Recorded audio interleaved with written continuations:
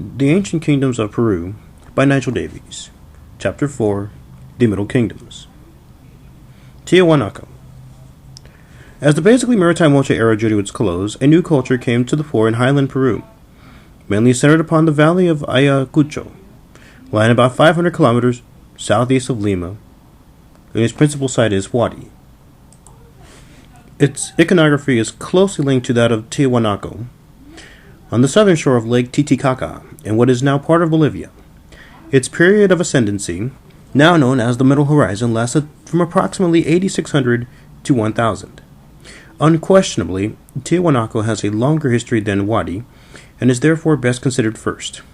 In contrast to the more conservative chronology now accepted as of Tiahuanaco's apogee as a major center during the Middle Horizon, certain earlier writers reached ambitious conclusions. Some insisted that Tiahuanaco was a flourishing city aeons before the Christian era. In 1875, a distinguished Bolivian linguist even claimed that the Aymara language was the earliest human tongue and that Tiahuanaco, where Aymara was spoken, was therefore the world's oldest city. Such views had an irresistible appeal for Erich von Däniken, the tireless inventor of theories on the origins of American man. Von Däniken describes his quote-unquote detailed research at Tiahuanaco and proposed a date of 600 BC for its main buildings, since the prophet Ezekiel's encounter with the spaceship took place in 592 BC, an event that supported his conclusion that extraterrestrial spacemen set up a base at Tiahuanaco. Supposedly, they brought no building materials but used their own special tools to erect its fabulous buildings. This notion may have been indirectly inspired by certain observations of the chronicler Cieza de Leon, who visited the site in the mid-1550s. Cieza first remarks that Tiahuanaco was not a very large town, though famous for its great buildings, which were a remarkable thing to behold. Cieza affirms that he could not fathom what tools were used to work the huge gateway monument, and further suggests that the site was the oldest antiquity in Peru. Indeed, the stonework of Tiahuanaco is, at least until Inca times, the finest in all the Andes. Stones are fitted together with insets and tendons, bound with copper clamps. Even wilder fantasies about the supposed origins of Tiahuanaco derived from H.S. Bellamy, a disciple of the Austrian Hans Horbiger, whose system of glacial cosmology was based on the notion that the Earth had possessed several other moons before the present one. These had originally been independent planets, orbiting the Sun somewhere between Earth and Mars.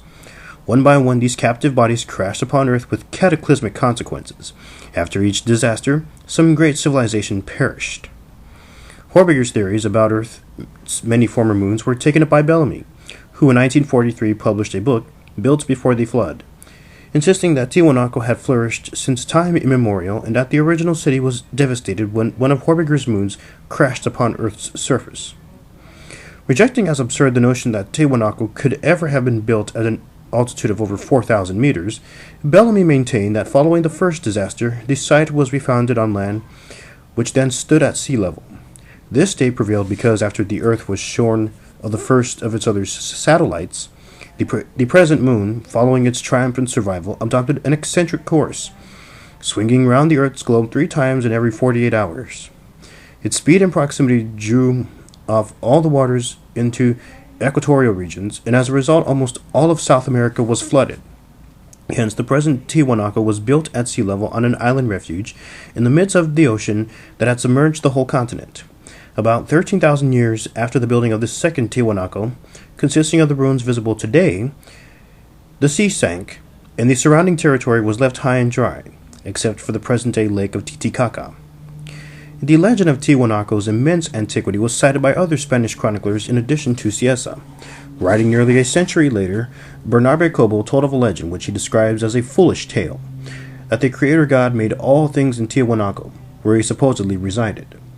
Tiahuanaco, because of its awesome altitude, enthralls all who favor bizarre accounts of America's origins, and they are drawn to the site as bees to honey. Bellamy is thus one of several who, in order to support notions of its immense antiquity, also devised complex calendric interpretations of the symbols carved on Tiahuanaco's most famous monument, known as the Gate of the Sun. At the basis of all this pseudoscience lies the notion that humans simply could not have built the site at its present altitude. It was taken for granted that the great blocks of stone, visible today, could not have been dragged to their present location by human hands, so great would have been the efforts required to work at this level above the sea. Such authors, however, tend to forget that the effects of altitude are very relative. Modern searchers after occult messages drawn from the ruins obviously puff and blow when they descend from their vehicles and breathe the rarefied air of the Bolivian altiplano. I myself once drove from nearby La Paz in a taxi to beyond a stone indicating an altitude of 4,500 meters. All I could do was to crawl from the taxi, throw one snowball at the driver, and return. But it becomes easy to overlook the fact that Indians who live near Lake Titicaca today are naturally adapted to such heights, and moreover, their bodies do not function so well at sea level. In a mining village called Totorao, south of Cusco, situated at an altitude of 4,800 meters, football is played with enthusiasm in nearby La Paz, situated only slightly lower than Tiahuanaco. Every form of manual labor is performed in a perfectly routine manner. It may be added that even Arthur Poznansky, who published much invaluable data on the site of Tiahuanaco in the 1940s, nevertheless clung to the notion that it had been built 14 to 15,000 years ago. However, as we shall see, researchers have today reached more prosaic conclusions. Nonetheless, they, like their more imaginative predecessors, are naturally impressed by the grandeur of the site built at such an altitude. Moreover, these vestiges of former splendor had already impressed both the Incas and their Spanish conquerors. Bernabe Cobo relates that the Inca Emperor Pachacutec was so amazed at the stonework of such structures, unlike anything that he had ever seen before, that he commanded his men to take careful note of how they were erected, for he wanted his own capital, Cusco, to be rebuilt in the same fashion. Modern research. In terms of modern research, an initial phase for the site of Pucara, which lies to the north of Lake Titicaca, indeed dates from about 200 BC. Pucara unquestionably influenced Tiahuanaco, whose elaborate chiripa pottery is of comparable antiquity. Many of Tiahuanaco's principal monuments were probably erected in the early centuries of our era, during the period now known as Tiahuanaco III. They therefore preceded the expansive age of Tiahuanaco, which has a distinctive religious iconography, closely related to the Peruvian Middle Horizon, which was between 8600 and 1000 in Huari and elsewhere. While the Tiahuanaco that we see today is more contemporary with, say, Byzantine than with early Egyptian structures, it is nonetheless imposing. On the one side, the site commands a view over the bleak altiplano, surrounded by snow-capped peaks. In the opposite direction, to the northwest, lies the great expanse of Lake Titicaca, some 20 kilometers distant, while the ruins, suggestive of an original city of imposing grandeur, are situated 100 meters higher than the water and command a fine view of Lake Titicaca. The latter is nowadays perhaps best seen from the air, from where one can admire the vast extent of its deep turquoise waters.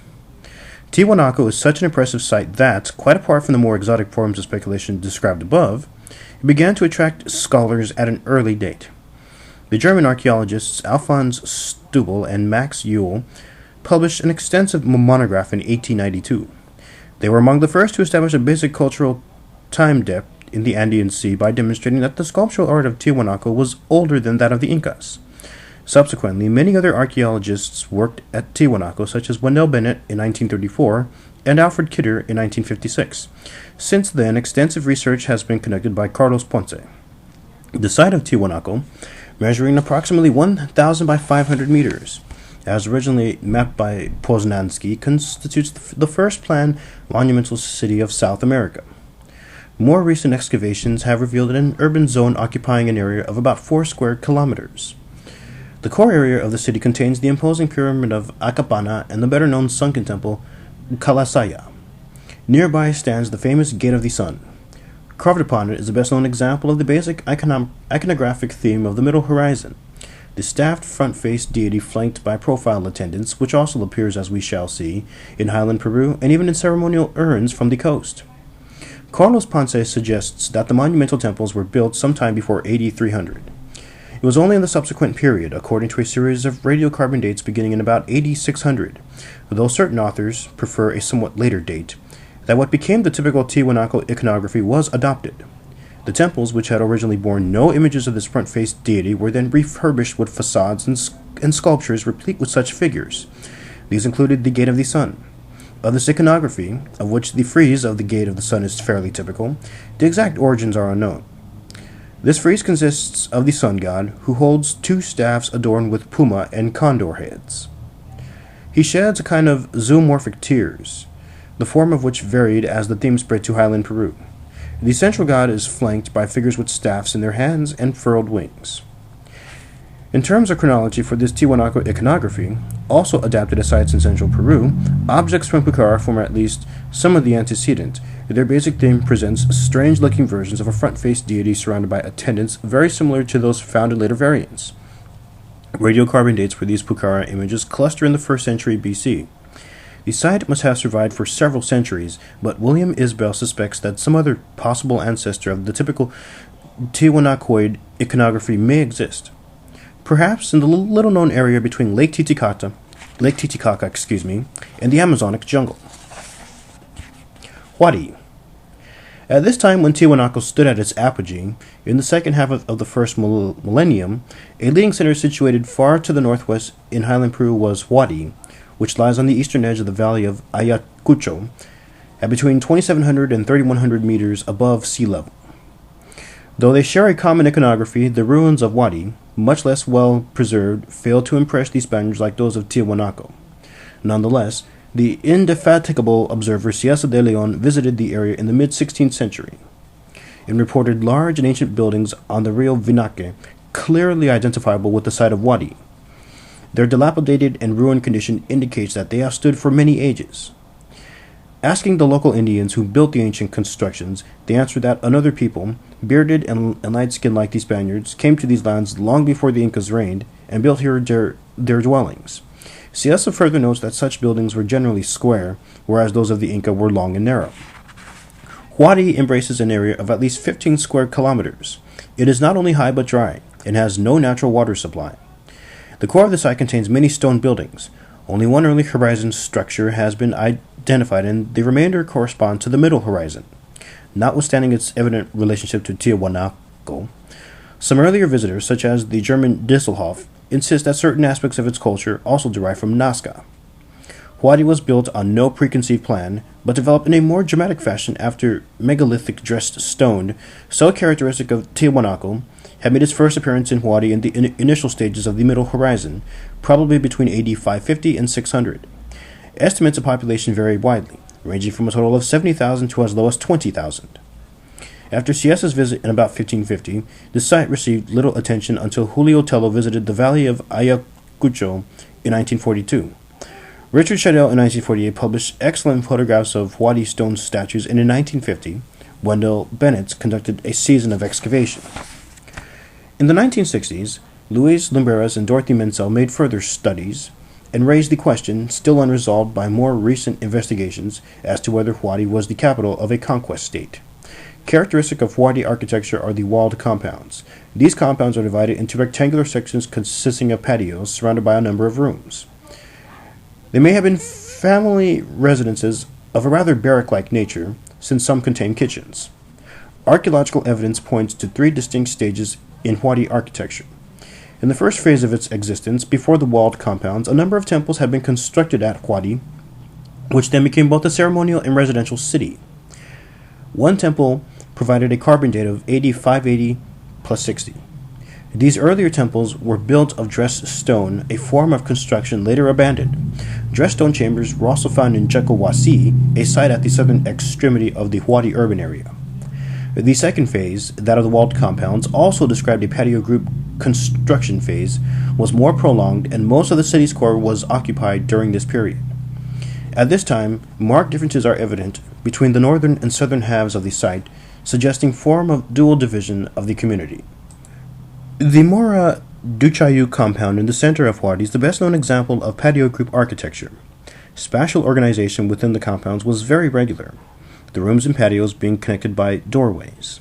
This patio group phase in the architecture in northern Huari seems to have been organized around a pair of intersecting avenues.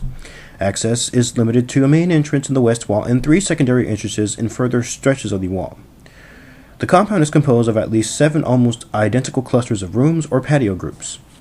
Many artifacts were unearthed that suggest that the compound might have served as a high-class residence. Not only is the proportion of serving vessels, bowls, and cups higher than that of what might be normal for ordinary domestic use, but in addition many wide-mouthed jars were found used for the storage and fermentation of the ritual chicha. The nature of the remains suggests that the occupants gave feasts and hence that they belonged to the administrative class. In addition, the compound yielded a high percentage of elaborate ceramics, as well as imported luxury items such as spondylus shells. Nearly all the artifacts are finished products, and tools normally associated with agriculture or with manufacturing were notable by their absence. In the latter stage of the existence of Huari, some of its buildings were apparently razed to make way for a dramatic reconstruction.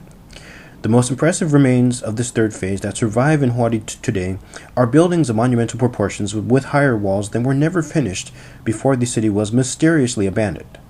William Isbell defines this development as the Great Wall's construction phase, though such construction ceased before its buildings were completed. The latter are hard to classify as residential quarters, and walled streets have not been identified. Any equivalent is, moreover, absent in other sites of the same period. The southern part of the Huari site differs in many respects from the northern sector of the city described above. Not only are the buildings more poorly preserved, the walls are so badly destroyed that they are hard to identify. Moreover, the buildings of the southern Huari are much smaller than those in the northern part. Such constructions also belong basically to the patio group phase. While it is thus possible to describe the impressive if ill-preserved site of Huari in terms of its three phases of development, it becomes much harder, in the total absence of written traditions, to offer an interpretation of its true significance. The question arises as to how far the ruling or administrative Huari class, as tentatively described above, held sway merely over the city, over a state comprising some nearby centers, or even over a much more extensive empire. Also relevant to such problems are the Huari relations with Tiahuanaco in its later phases and the obvious significance of the distinctive iconography shared by the two centers. However, before broaching such questions, the more salient features of certain other sites of the same period must first be considered. Nearby sites. Throughout the Peruvian Andes, and other sites have been excavated, whose architecture and pottery in varying degree recall those of Huari itself. Some scholars, as we shall later see, refer to such sites as Huari provincial centers. Those situated like the Huari itself, in the valley of Ayacucho, are among the most relevant. After Huari, one of the most important is Conchopata, in which Julio Tello in 1942 found oversized pottery urns with polychrome icons very similar to those of some statues at Tiahuanaco. These are often regarded as the earliest example of a shared iconography between Tiahuanaco and Huari. Conchopata lies on the outskirts of the modern Ayacucho, about 10 kilometers distant as the crow flies from Huari. It is significant more for its artifacts and pottery, related to those of Huari and Tiahuanaco, than for its architecture, most of which has been destroyed. More recent excavations have established that Conchopata was already occupied in pre-Huari times during the 4th and 5th centuries of our era. At this time, it was stylistically related to the Nazca region. Unlike other sites of the period, these structures are not typical of the Huari plan and seem to be more suggestive of a rural settlement that grew according to its needs. Ceramic production was abundant. It is likely that metal was also worked and that long-distance trade included luxury goods such as turquoise, gold, and copper. Another valley of Ayacucho site, Asangaro, is situated about 15 kilometers northwest of Huari. Most of its ruins present an image of grid-like regularity. They comprise a rectangular enclosure which covers an area of 8 hectares divided into 3 distinctive sectors. Throughout the work carried out on the site, many unexpected features emerged. The north sector contains spacious rectangular enclosures typical of Huari construction. In contrast, the central sector consists of 42 rows of much smaller rooms, or 40 rows rather, of much smaller rooms, while the southern sector again consists of courts and galleries, but less regular in construction than those of the northern sector. The presence of luxury and ritual goods stressed the existence of class differences. More notable by their presence were agricultural tools. But Asangaro seems to elaborate, to have simply served as a home for those who cultivated these surrounding fields, a paradox which led Martha Anders, who investigated the site, to observe that Andean people, both past and present, tend to favor structures that convey complex messages. Hence, on this basis, Asangaro may be more aptly described as a calendrical ceremonial rather than a merely agricultural center. The layout of the central sector suggests that it might have served as a precedent for the elaborate ritual of the shrines of Inca Cusco. Abandoned at the end of the Middle Horizon, radiocarbon dates cluster around its later years, ranging from 8760 to 990. Outstanding among Huari period sites is the Pica Lacta, located to the southeast of Cusco in the Rio Lucre Basin at the southern end of the Valley of Cusco. It was not until 1959 that a ground plan of Picolacta was published, at a time when it was still assumed that this was an Inca site. William Sanders conducted the first excavations in the 1960s. He discovered few artifacts, but correctly concluded that it belonged to the Wari rather than to the Inca culture. Since 1982, Gordon McEwen has carried out detailed excavations and provided copious information on the site. It soon became apparent that Picolacta was not an isolated Wari stronghold, but one of several fairly large sites lying within and around the Lucre Basin. Each occupies one of the 5 entrances to the basin, of which the site of Picolacta itself was the nerve center. The salient architectural feature of Picolacta is a huge rectangular enclosure that measures 745 by 630 meters. On each side of this massive block are several other enclosures.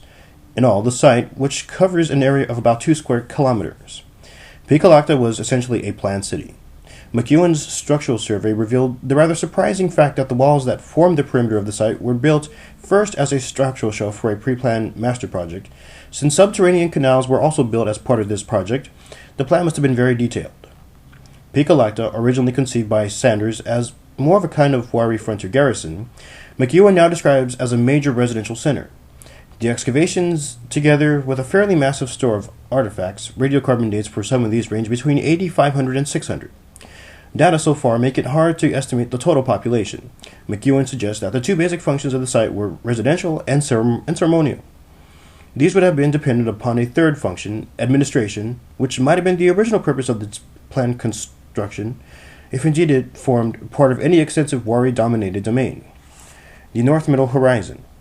In contrast to the nearby Asangaro and Picolacta, the Wari-era sites of Huamachuco, and Viracochapampa lie far to the northwest of Wari.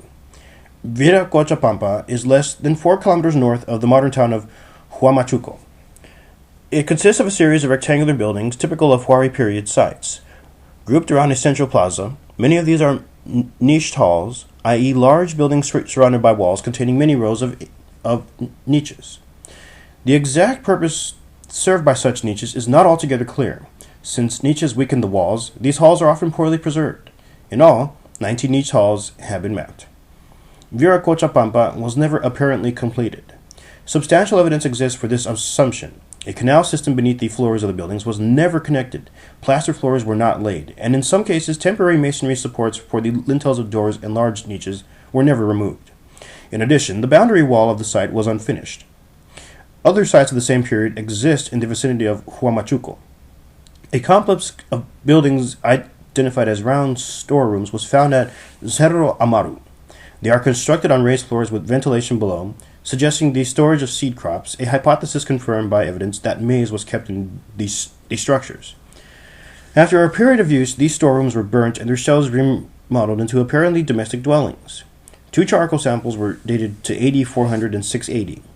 A mausoleum was also found at Cerro Amaru that contained a plentiful store of pottery. All of this can be dated to the Middle Horizon, and much can be identified with the iconography of Wari, though other ceramics displayed the influence of the Pacific coast as well as of Cajamarca. In addition, spineless shells, obsidian, and lapis lazuli have been found. Spineless shells were bought mainly from Ecuador, and the lapis lazuli more probably derived from the Cusco region. Niche halls were also common in another nearby site, Marca Huamachuco, apparently built over a period of 500 years, embracing approximately the whole Middle Horizon. Marca Huamachuco is the largest known Wari period site in northern Peru. Unlike most others so strictly rectangular, its ruins include curvilinear galleries. Like some of the buildings of Cerro Amaru, their origins are pre-Wari with construction beginning before AD 400. As we shall later see, the relationship between Wari and the Huamachuco sites is not easy to define. Like Picolacta, Viracochapampa was a planned site, though its planning was perhaps less rigid. An exact chronology is hard to establish, and the interesting question arises as to whether the galleries and niche halls, also present in Wari and Picolacta, might not have first originated in the Huamachuco sites. Viracochapampa, which was never finished, was perhaps one of the first provincial centers to be planned and built. While Wari architectural traits are notable, many Huamachuco sites lack Wari ceramics. Only a few have been found at Viracochapampa, though at Cerro Amaru they are more plentiful. John Topic describes the relationship between Wari and Huamachuco as brief but intense. At Cerro Amaro, the archaeological evidence points to the importance of trade with southern Peru, and commerce may have been crucial to the relationship with Huari. The more recent evidence equally suggests that another site, Marca Huamachuco, where construction began before AD 600, thrived during and after the period suggested of a Huari presence. Yet, further to the north, certain fairly important sites flourished at the outset of the Middle Horizon. The most notable of these are Pampa Grande, on the Rio Lambayeque about 40 kilometers inland, and Galindo, southwest of Cajamarca, lying on the Rio Moche. In Cajamarca itself, Huari shards are rare, and a Huari presence is not well documented. However, at least trade relations existed between the two regions, since many Cajamarca-style pieces have been found at sites in the valley of Ayachuco. Pampa Grande, which flourished between AD 600 and 700, displays certain Huari influences but belongs basically to Moche V, the transitional phase corresponding to a time when the earlier Moche sites had already been abandoned. It seems to have been the short-lived capital of a major north coast polity. Moche V iconography, as we have seen in Chapter 2, marks a fairly radical departure from that of its forerunners. Unlike these, Moche V, while retaining certain traditional deities, lays much stress on maritime activities, and the boat made of rushes there becomes a current art form. Galindo, some 160 kilometers to the south of Pampa Grande, is a much smaller site also corresponding in time to the early Middle Horizon, and Moche V pottery was also found at the site. Unlike Pampa Grande, Galindo was heavily fortified, with complex defensive walls that run for more than a kilometer, together with evidence of repair and reconstruction. The site might be viewed in one particular sense as a precursor of Chanchan, the mighty kingdom that, as we shall see, thrived in coastal Peru in post-Huari times. A structure closely resembling the Great Palace enclosures of Chanchan has been found at Galindo. It is the Galindo walls that are more striking than its monuments. Such fortifications found in this region led to previous assumptions of a possible Huari conquest. However, the Rio Moche Valley contains no remains remotely resembling those of Huari. The defenses at Galindo are no longer therefore seen as a response to such a distant threat, and any true Huari presence so far to the north tends to be discounted. State or empire. The Middle Horizon continues to puzzle those who attempt to interpret its essence. But before trying to define the respective roles in the Middle Horizon of Huari or Tiahuanaco, the two leading centers of the period, indisputably linked by a shared iconography, the question first arises: what was the relationship between Huari and the various Huari period sites outlined above? How far, if at all, did Huari extend its control beyond the bounds of the city itself? During the 1950s, when Huari-style influence on the Peruvian north coast was noted by Larco Hoyle and others, this led to the assumption that such influence might derive from Huari military conquests. In the 1960s, Luis Lumberas described Huari as an empire, and Dorothy Menzel, in her study of Middle Horizon ceramics, concluded that Huari might be seen as the capital of an extended conquest state. This viewpoint was tentatively shared by other leading scholars, and in the 1960s, the theory of military expansion as the key to the spread of Huari influences was widely accepted. During the 1980s, William Isbell and others have continued to grapple with the question as to how far Huari might have achieved conquest beyond the valley of Ayacucho.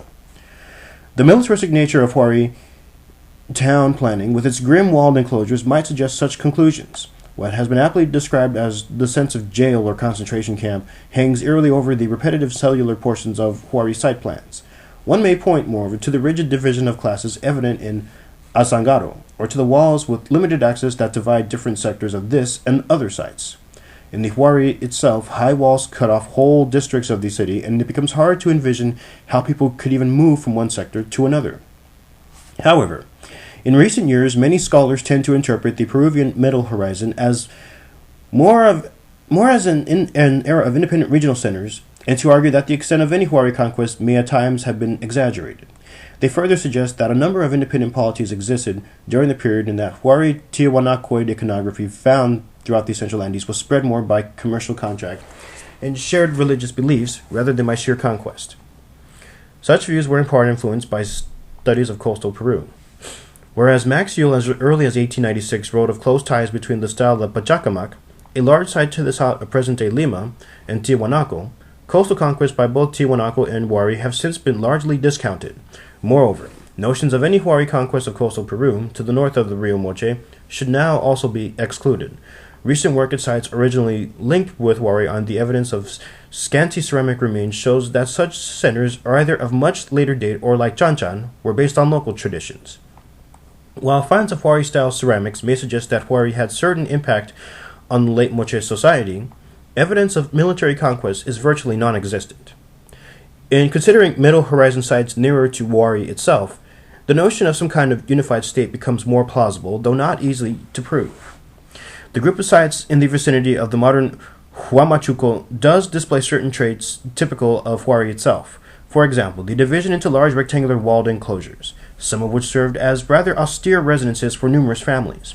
Viracochapampa is notable for its niched walls and for the apparent fact that it was never completed, hardly proof of a long and stable submission to a Huari site. Niched halls are also found at Marca Huamachuco, but these and other Huari-type buildings in this site belong mainly to the earlier stages of its construction. Huari ceramics occur at a few sites in the Huamachuco region, but the relationship to Huari itself, if intense, seems to have been rather brief. The role, if any, of military coercion remains unclear. The question might be better understood if trade relations could be more closely defined. Evidence exists as to the presence of Huamachuco of goods from the south as well as from the north, but the mechanisms of exchange are at present hard to determine. Picalacta, nearer to Huari itself, certainly displays Huari features, and radiocarbon dates from the site cover almost the total duration of the Middle Horizon. Like Viracochapampa, another planned city, walls are everywhere in evidence. Not only does Picalacta have a perimeter wall, built before the town, but walls also serve as divisions between structures and as boundaries between structures and avenues. If the functions of Picalacta are indeed mainly residential and commercial, administration may have been its principal role, perhaps under the auspices of Huari itself. Tiahuanaco and Wadi. The broader implications of the relationship between the two polities, linked by a common iconography, involve one further site, Moquegua, situated far to the south of Huari, together with its neighbor, the hilltop site of Cerro Baú. In all, a cluster of 9 archaeological sites has been studied in the Moquegua Valley.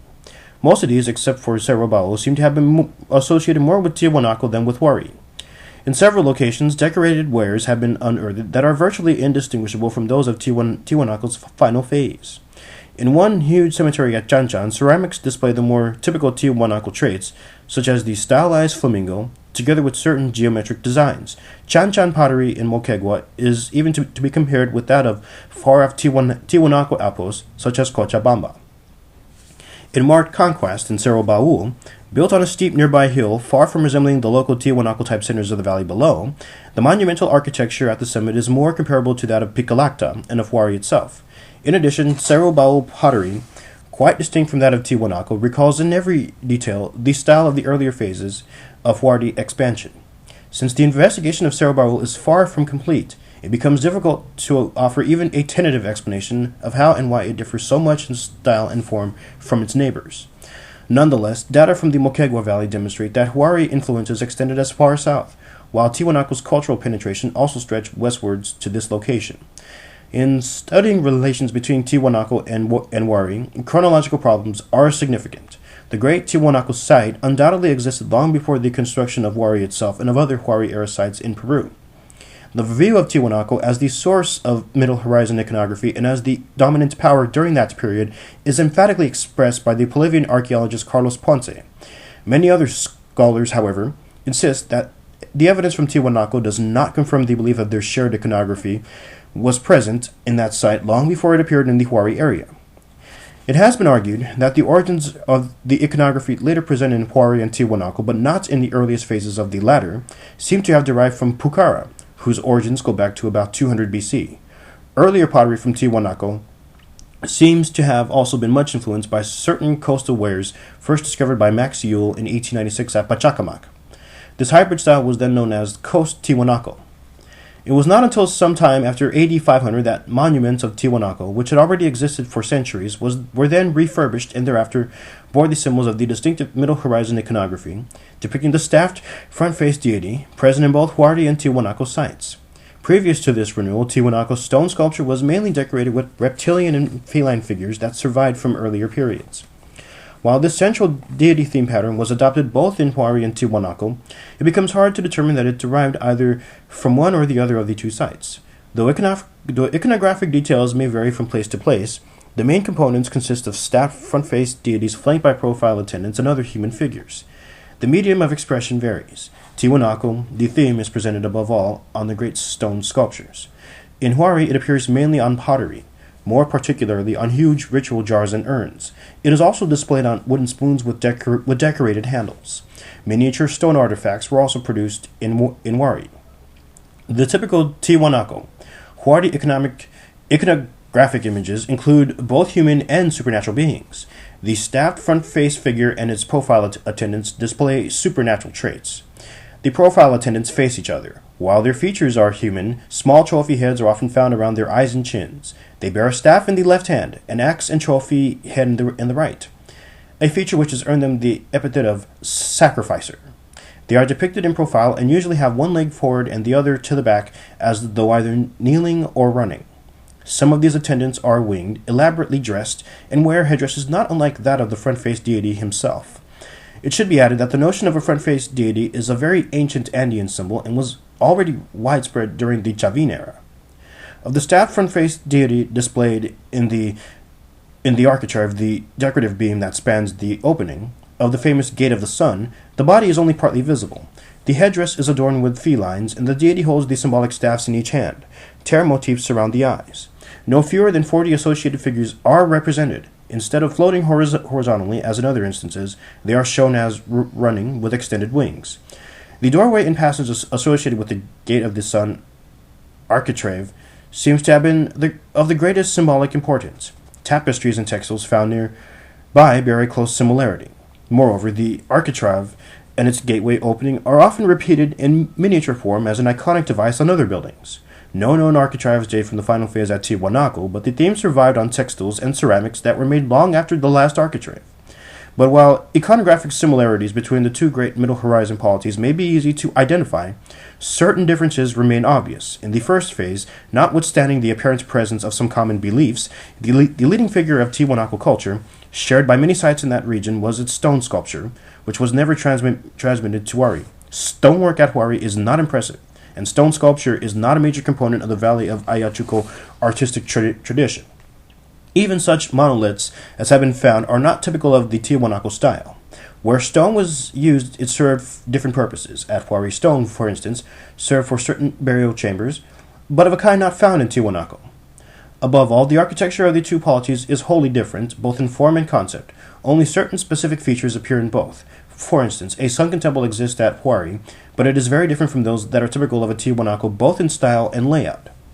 Equally, similarities exist between the methods of construction in Huari's buildings and of Tiahuanaco's massive stone structures, and the technology of megalithic masonry in the two sites is surely related. But it is above all in concept, as much as form, that the architecture of Tiahuanaco differs from that of Huari. As stressed above, Huari's site plans convey an almost jail-like impression. For instance, Picolacta consists of an endless series of rectangular enclosures and rooms whose design surprisingly suggests that they lacked identifiable doorways or entrances. At Asangaro, the rectangular buildings of the north and south sectors of the site are divided by a continuous wall without gateways that provide access from one to the other. In contrast, at Tiahuanaco, the architecture seems to be designed more to impress the onlooker and to convey meaning in a spiritual and civic sense. No grim walls divide the main buildings, whose purpose appear to be religious. While Huari architecture seemed to lack formal entrances, Tiahuanaco has a long tradition of gateways and decorated portals, which probably served for large civic rituals. Both Tiahuanaco and Huari sites display a sense of geometry rather distinct from other Andean periods, but expressed in a fundamentally different manner. That of the former is horizontal, while in Huari's rectangular structures the concept is essentially vertical. The nature of political or commercial links between the Tiahuanaco and Huari cultural zones is even harder to define. The presence of the latter in Cerro Bubble has been ascribed to a Huari colonial intrusion into a complex that contains a Tiahuanaco-type administrative centers. But while reasons have been advanced to suggest that Huari was a conquest state, evidence at the moment is scarce of the occurrence of armed conflict between Huari and its southern neighbor. In the total absence of any written text, the silent stones tell us little. Military conquest often leaves us few traces in the archaeological record, which tend to offer only scant evidence of sieges and battles leading to conquest. Hence, in the present state of the available knowledge, Huari and Tiahuanaco may be conceived as forming integral parts of a well-defined chronological era, and as bearers of a common culture, but at the same time display differences that invite further study. This concludes Chapter 4.